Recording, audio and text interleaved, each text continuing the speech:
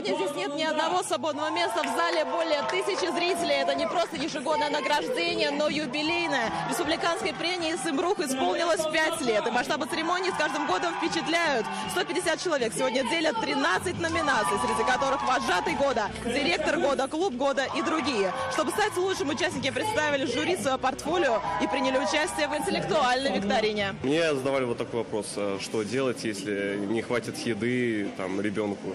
То есть, что должен делать директор? Решение простое, то есть надо просто пойти к начальнику базы. Начальник базы, тот, который сидит за всем снабжением.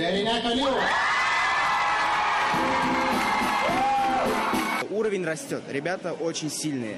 И каждый год стараются показать что-то новое, креативное, это раз. Ну и эксперты каждый год растут, и это само собой подразумевает то, что участникам надо удивлять. Кто-то кандидатскую защитил свои, кто-то работает в министерстве, ведомствах, кто-то открыл свой бизнес, кто-то работает в Соляте, продолжает. Если дети, то это победители предметных олимпиад, они все 100% поступают в вузы, которые хотят. Особой первой номинацией лучшей стала Алсу Ганиева. Уже 5 лет победитель вручает вот такой маленький Оскар, птицу Феникс, олицетворяющая мудрость и знания. И такой яркий момент очень сложно не запечатлеть на память.